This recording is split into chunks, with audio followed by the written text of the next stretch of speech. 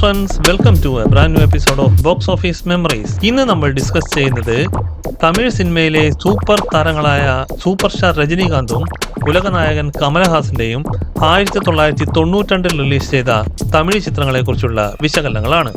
Rajinikanth versus Kamal Haasan 1992.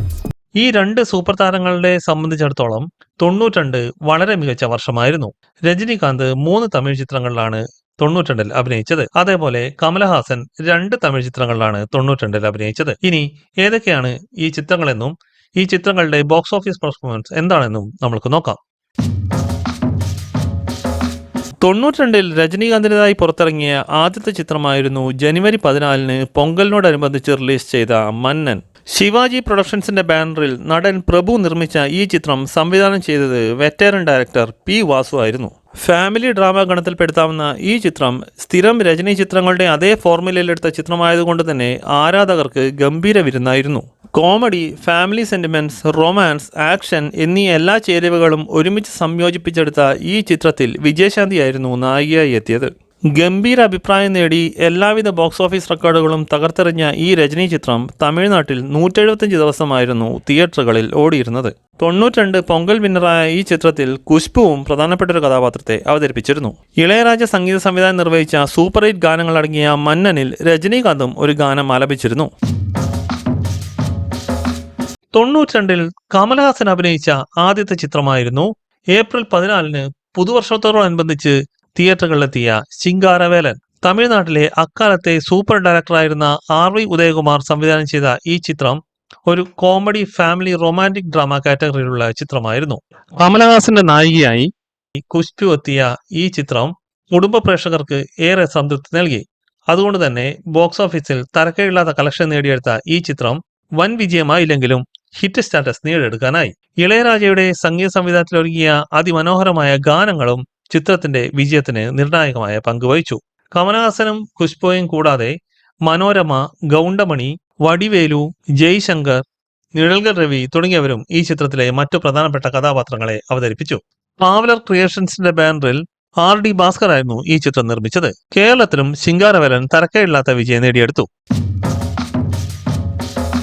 1992 പുറത്തിറങ്ങിയ രജനീകാന്തിന്റെ രണ്ടാമത്തെ ചിത്രമായിരുന്നു ജൂൺ 27 റിലീസ് ചെയ്ത അണ്ണാമലൈ.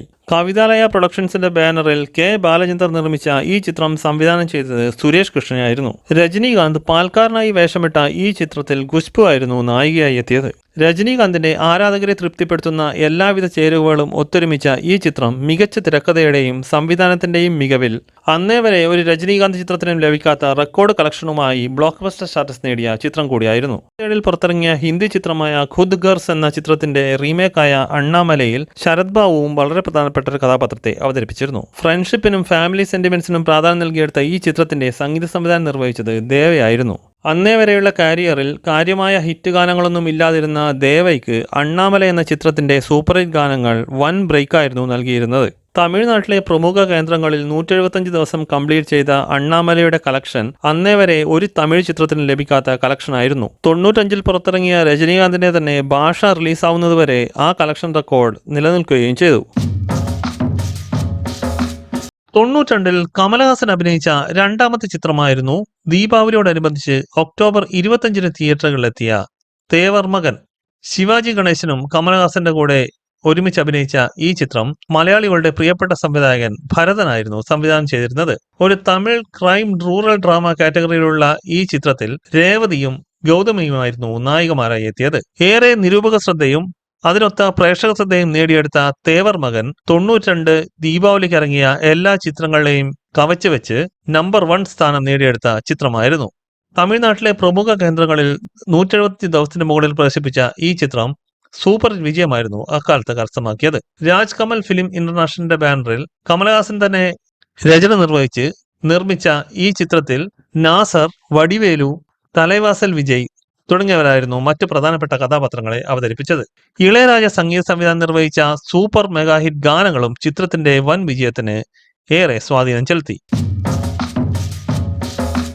രജനീകാന്തിന്റെ 92-ലെ മൂന്നാമത്തെ ചിത്രമായിരുന്നു ദീപാവലിക്ക് റിലീസ് ചെയ്ത പാണ്ഡ്യൻ.